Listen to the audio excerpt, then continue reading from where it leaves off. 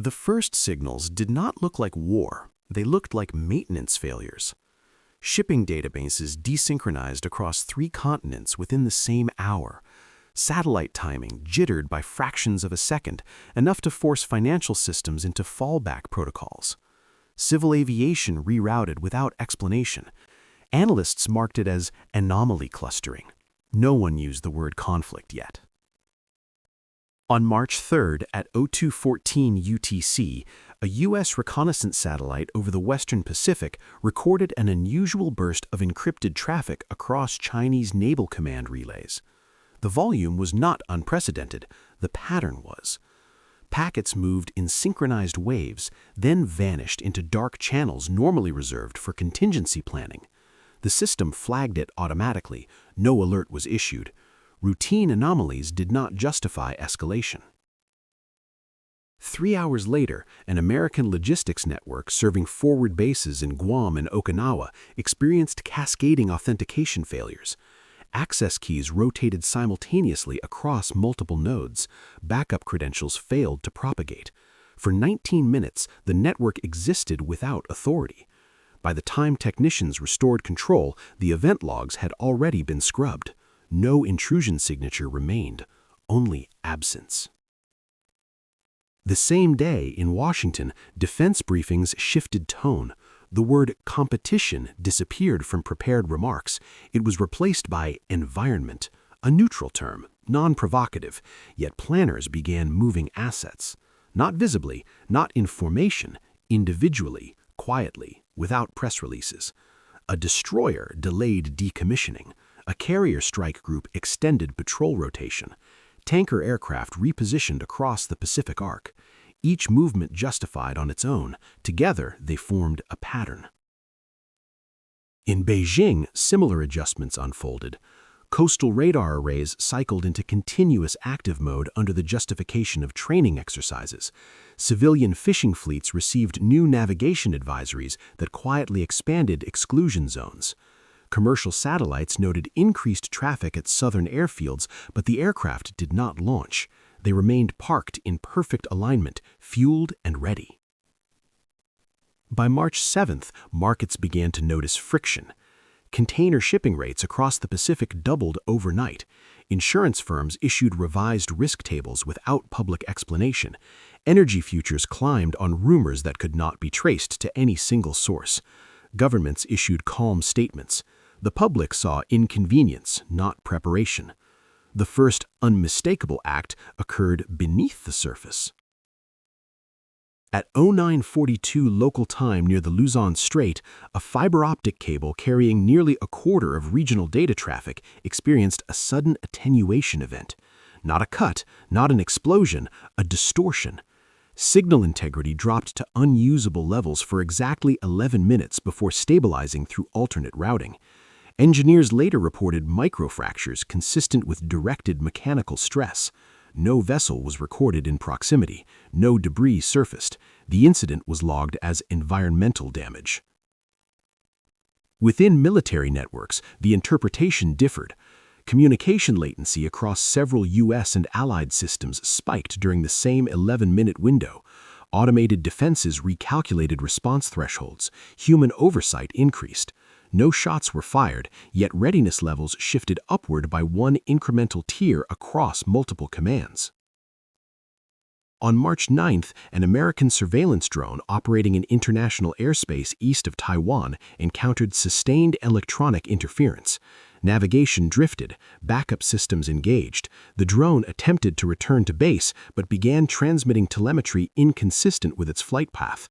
After 12 minutes of deviation, the signal ceased entirely. Debris was never recovered. Both sides issued routine statements about technical malfunction. Neither side believed them.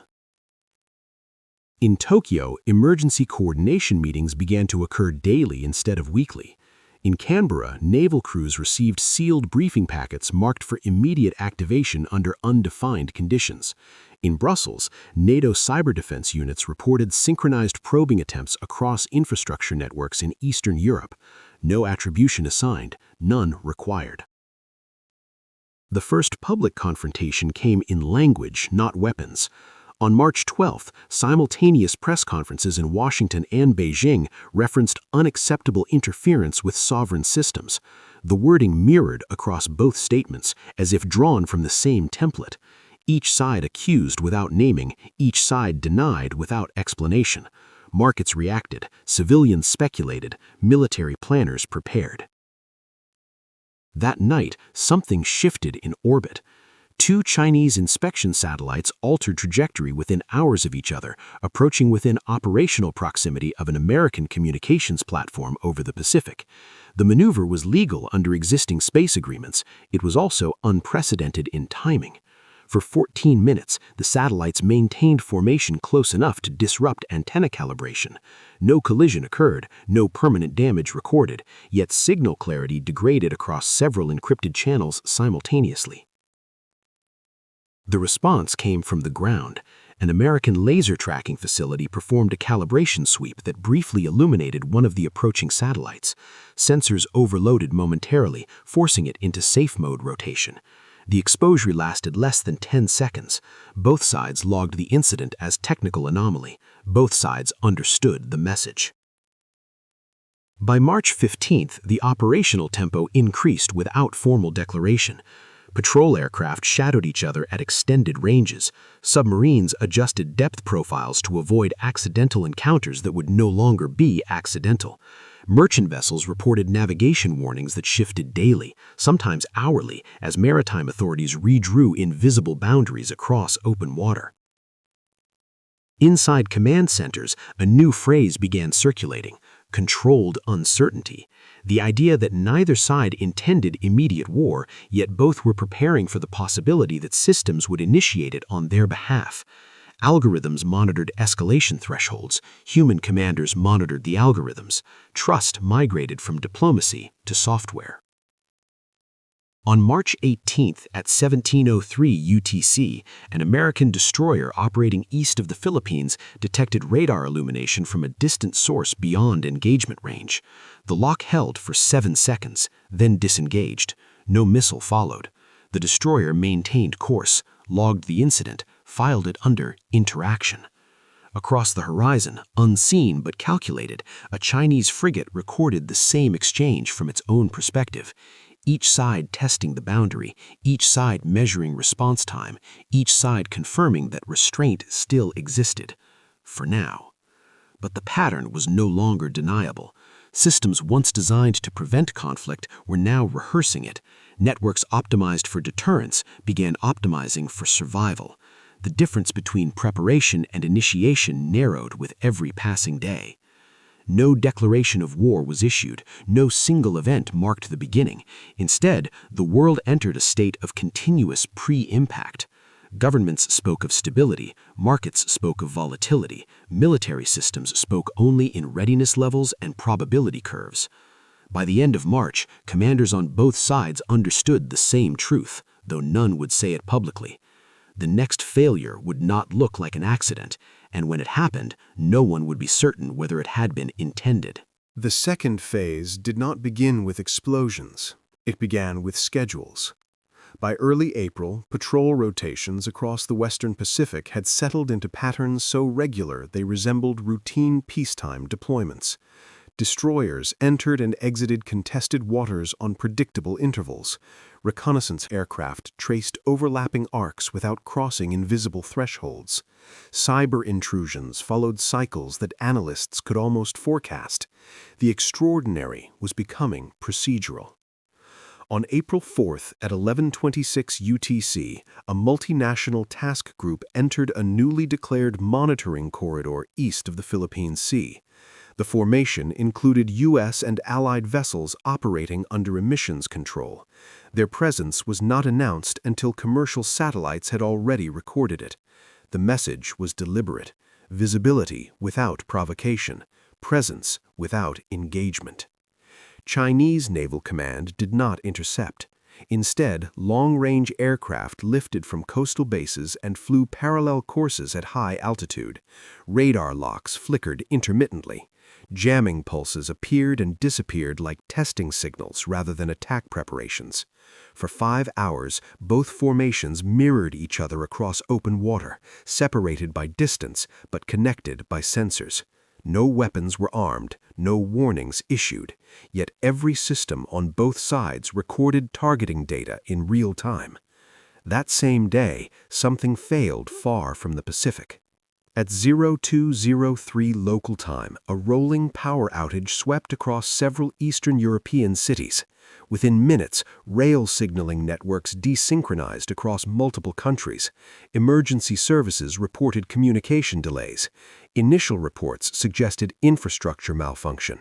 By morning, cybersecurity teams identified coordinated intrusion signatures similar to those observed in the Pacific Theater days earlier. No attribution was made public. None was necessary. The war, still undeclared, had expanded without a single shot fired.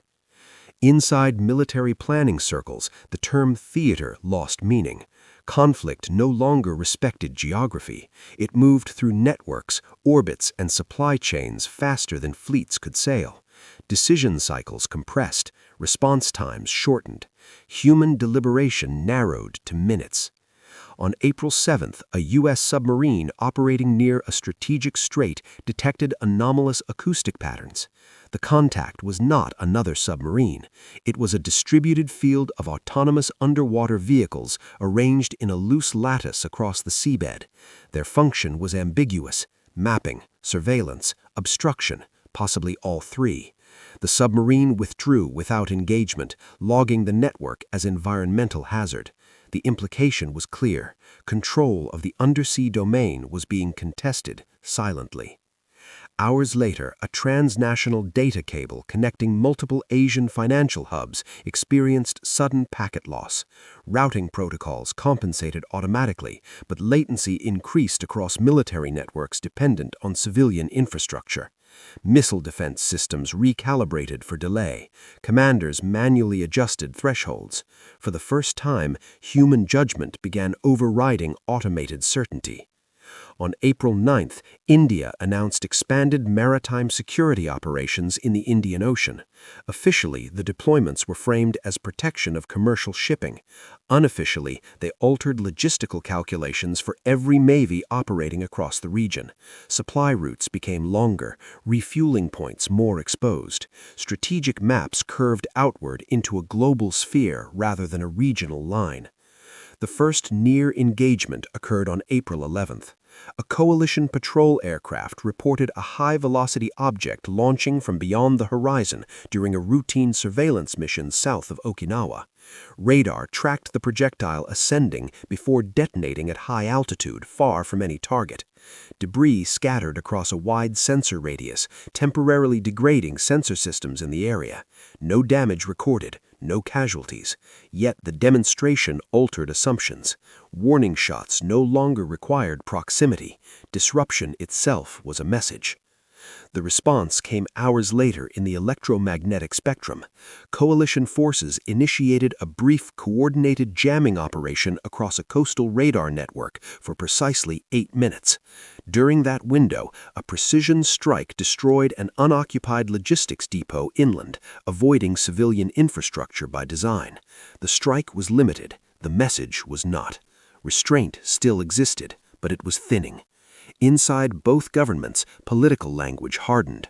Public statements emphasized defense and stability.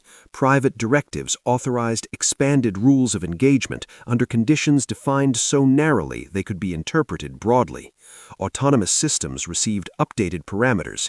Human oversight thresholds adjusted downward. On April 13th, global shipping insurers quietly withdrew coverage from several key transit corridors. Commercial vessels rerouted en masse, clogging alternative pathways. Energy markets reacted instantly. Fuel reserves began to shift from economic assets to strategic lifelines. Governments released statements urging calm while activating contingency plans written years earlier and never expected to be used. The psychological front opened without announcement. Emergency preparedness broadcasts returned to public networks in several countries under the guise of seasonal safety campaigns. Supply stockpiling increased subtly across major cities. No one used the word war, yet behavior changed. The most dangerous moment of the month came without confirmation.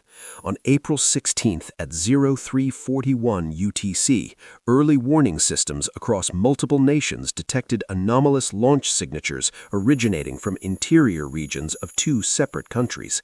For 7 minutes, analysts could not determine whether the signals represented missile tests, sensor ghosts, or the beginning of a strategic exchange. Alert levels escalated automatically. Submarines received coded readiness transmissions, air defense networks primed for interception. Then the signals vanished. Later analysis suggested a cascade failure triggered by overlapping satellite debris interference and software misinterpretation. No missiles launched, no attack occurred, yet the reaction had been real. For 7 minutes, humanity had hovered on the edge of irreversible escalation, without intent, without decision, without command. Afterward, communication channels reopened quietly. Back-channel messages flowed through neutral states. Language softened slightly. Phrases like stability mechanisms and mutual restraint reappeared in diplomatic cables. But operational tempo did not decrease. Systems once activated now remained active continuously. Crews rotated through heightened readiness as if it were normal duty. On April 18th, coastal regions in East Asia conducted large-scale civil defense drills. Sirens tested, shelters inspected. Officially routine, unofficially preparation. Satellite imagery showed amphibious equipment repositioning at several ports. Analysts debated whether the movements represented exercises or staging. The distinction was becoming irrelevant. By April 20th, the boundary between preparation and execution blurred. Units no longer trained for hypothetical conflict, they deployed for potential immediacy. Supply chains shifted from efficiency to redundancy. Military planners began speaking in hours rather than days. No formal declaration had been made, no decisive battle fought. Yet the structure of global stability was eroding in increments, too small for headlines and too large for reversal. The world had entered a state where every system functioned, but none could fail safely. By the final week of April, continuity replaced uncertainty. What had once felt like escalation now felt like routine. Patrol schedules stabilized, air defense rotations aligned across time zones. Cyber operations followed predictable cycles of intrusion, detection, response, and denial. The extraordinary had become procedural. War, though still undeclared, had acquired habits. On April 22nd at 1908 UTC, a coalition naval formation entered a contested operational grid east of Taiwan under strict emissions control. Its presence was detected by Chinese reconnaissance satellites within minutes. Neither side altered course. Aircraft lifted from distant airfields and flew parallel tracks beyond engagement range. Radar locks appeared briefly, then disengaged. The interaction lasted 6 hours and ended without incident, yet its implications were significant. For the first time, both commands acknowledged internally that escalation was no longer bilateral. Multiple states were now bound into a single operational environment. That same night, a synchronized cyber disruption affected several major ports across North America and Southeast Asia. Automated cargo systems froze, container tracking databases corrupted, cranes halted mid-operation. For nearly 12 hours, global shipping slowed to a crawl. No official attribution was issued. The effect was unmistakable. Supply chains, once optimized for efficiency, were now vulnerable arteries in a widening conflict. On April 24th, space became the next domain of pressure. 2 reconnaissance satellites maneuvered into proximity with critical communications platforms belonging to opposing sides. Fuel consumption rates spiked as each attempted to maintain position without crossing into collision risk. No contact occurred, yet orbital lifespans shortened. Redundancy eroded. Later that day, a ground-based tracking facility conducted a brief illumination of a satellite passing overhead, temporarily degrading its sensors. The exposure lasted seconds. The precedent would last far longer. The first confirmed casualties of the conflict occurred not in battle, but in transit. On April 25th, a commercial cargo vessel reported a sudden onboard explosion while crossing a heavily monitored maritime corridor. Distress signals transmitted for less than 30 seconds before ceasing. Rescue efforts found debris but no survivors. Official investigations cited mechanical failure. Insurance firms quietly categorized the loss as conflict-related. The distinction mattered only to accountants. For governments, it signaled that the war was learning to kill quietly. In response, naval escorts for civilian shipping increased across multiple oceans. Maritime routes shifted again, adding weeks to delivery schedules. Fuel reserves tightened. Governments began releasing strategic stockpiles in limited quantities to stabilize markets. Public messaging framed the disruptions as temporary logistical strain. Internally, planners prepared for sustained scarcity. On April 27th, the first major air engagement nearly occurred over open water. A coalition patrol formation encountered multiple high-speed interceptors approaching from long range. Jamming intensified, radar locks hardened, automated defense systems began calculating firing solutions. For 30 seconds, both sides hovered at the edge of weapons release. Then, almost simultaneously, the formations altered course. No missiles fired. The encounter was logged as interaction, yet pilots on both sides later reported that warning tones had sounded in their cockpits, indications that systems had been seconds from acting on their own. The realization unsettled commanders. Automation, once designed to prevent human hesitation, now risked removing human restraint. Updated protocols were issued across multiple forces. Decision authority for certain weapon systems shifted back toward manual confirmation. The change slowed response time by fractions of a second. Those fractions mattered. On April 29th, an American unmanned refueling aircraft operating east of the first island chain lost navigation control and deviated sharply west. Attempts to regain command failed. As it crossed an unacknowledged threshold, air defense systems tracked it automatically. A single interceptor missile was launched. The drone was destroyed instantly. Footage appeared briefly on regional social platforms before being removed. Official statements described the incident as defensive necessity. Diplomatic protests followed within hours. The retaliation came in the digital domain. A coordinated cyberstrike disabled radar systems along a coastal region for precisely 9 minutes. During that window, long-range aircraft conducted a precision strike against an isolated military storage facility, carefully avoiding civilian infrastructure. Damage was limited. The message was unmistakable. Both sides were now willing to inflict controlled harm. Inside command centers, a new term circulated: managed collision. The idea that each side was deliberately applying pressure just short of catastrophe, trusting that escalation could still be contained. History offered little reassurance. On May 1st, global markets reacted with sustained volatility. Energy prices surged past historic thresholds. Food supply forecasts destabilized. Governments began implementing quiet rationing measures under the language of conservation. Civil defense messaging returned to public broadcasts in several countries for the first time in decades. The psychological front had fully opened. The most dangerous incident of the month occurred on May 2nd. Early warning systems across multiple nations detected simultaneous launch signatures that could not be immediately classified. Analysts struggled to determine whether the data represented missile tests, sensor anomalies, or the opening of a strategic exchange. Strategic forces elevated readiness levels. Submarines received coded transmissions. Bombers prepared for launch.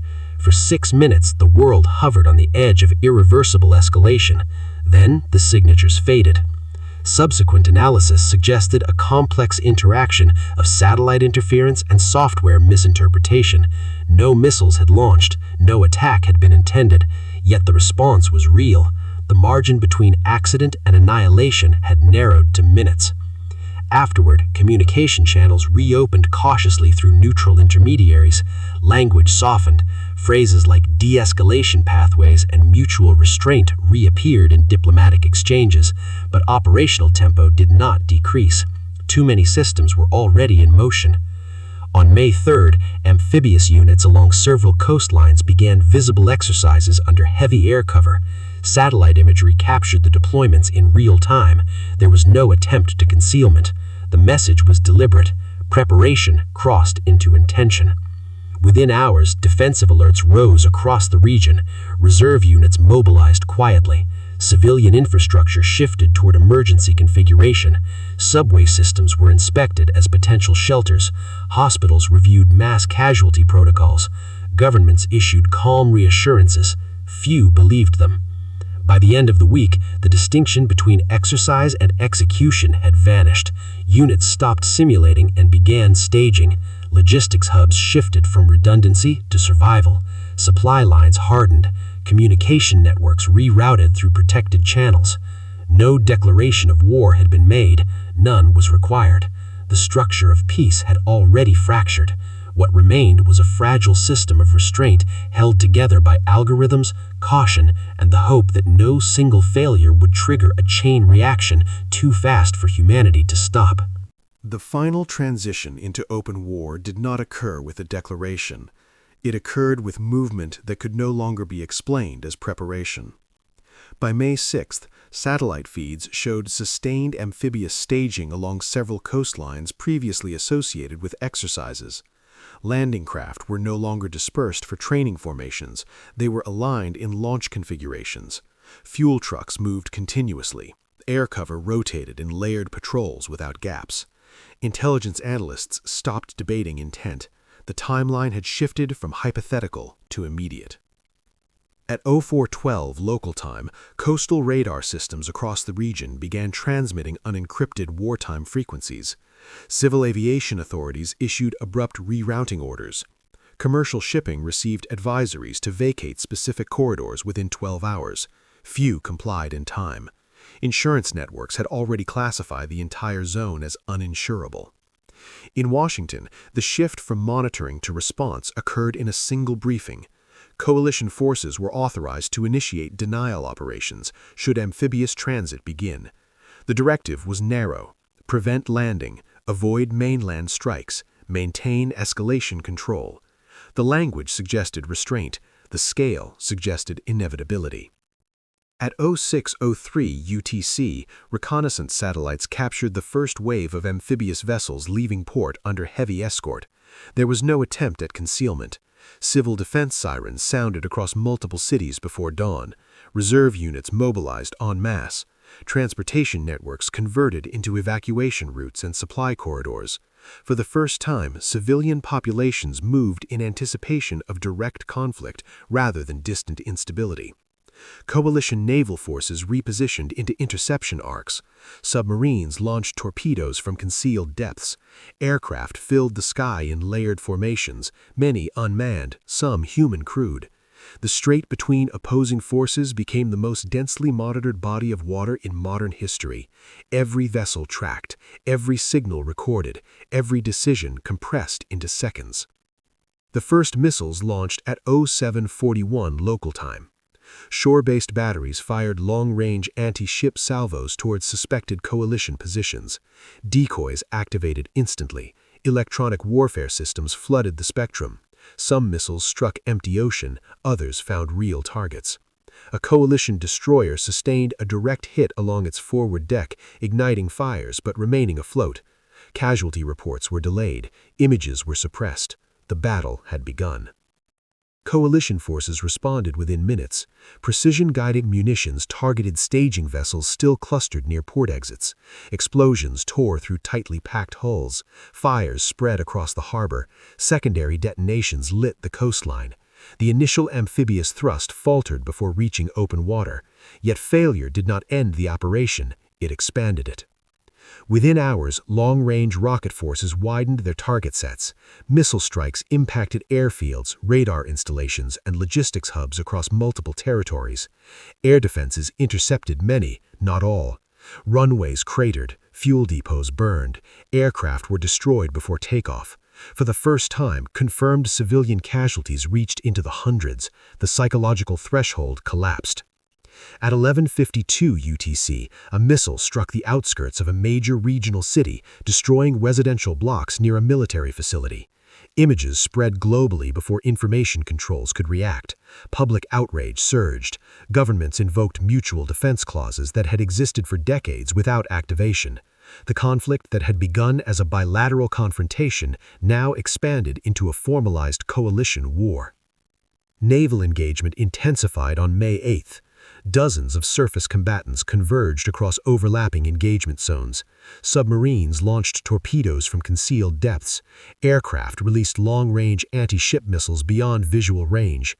Autonomous drones filled the sky, selecting targets faster than human operators could intervene. Air defenses saturated, ships burned. The sea became a field of smoke, debris, and electronic interference. By nightfall, multiple major vessels on both sides had sunk. Thousands were dead or missing. Neither side achieved decisive advantage. The engagement proved only one reality: containment had failed. The war could no longer be limited to warnings and calibrated strikes. Global consequences followed immediately. Energy prices surged beyond historic records. Fuel rationing began in several regions. Food supply forecasts destabilized across continents far from the fighting. Protests erupted in cities that had never expected to be touched by the conflict. Governments activated emergency powers quietly, framing them as temporary stabilization measures. Few believed they would be temporary. On May 10th, the most dangerous moment occurred. Early warning systems detected a confirmed ballistic launch from an interior region. Trajectory analysis suggested a potential strategic delivery path. Nuclear forces across multiple nations moved to maximum readiness. Submarines received coded authorization sequences. Bombers prepared for launch. For 4 minutes, the world stood at the edge of irreversible escalation. The missile self-destructed in the upper atmosphere. Official explanations cited technical failure during a conventional test. The explanation convinced no one. What mattered was proximity. The threshold between conventional war and nuclear catastrophe had narrowed to minutes. Afterwards, both sides adjusted doctrines quietly. Launch authorization protocols shortened, response windows compressed. Deterrence no longer rested in certainty, it rested in fear of miscalculation. By mid-May, front lines stabilized without resolution. Engagements continued daily across sea, air, cyber, and orbital domains. Neither side achieved decisive advantage. Neither side withdrew. The war entered a state of grim equilibrium, continuous conflict without conclusion. Inside command centers, planners spoke less about victory and more about endurance. Systems once designed to prevent war now managed it. Algorithms calculated acceptable losses. Supply chains adjusted to permanent disruption. Civilian populations adapted to rationing, alerts, and uncertainty as background conditions of daily life. The Third World War had not ended civilization. It had transformed it into something more fragile, more connected, more dangerous. In quiet moments between missile alerts and emergency meetings, leaders across the world reached the same unspoken understanding. There would be no decisive end, no clear surrender, only exhaustion, only survival, only the knowledge that humanity had crossed a threshold from which it could not fully return.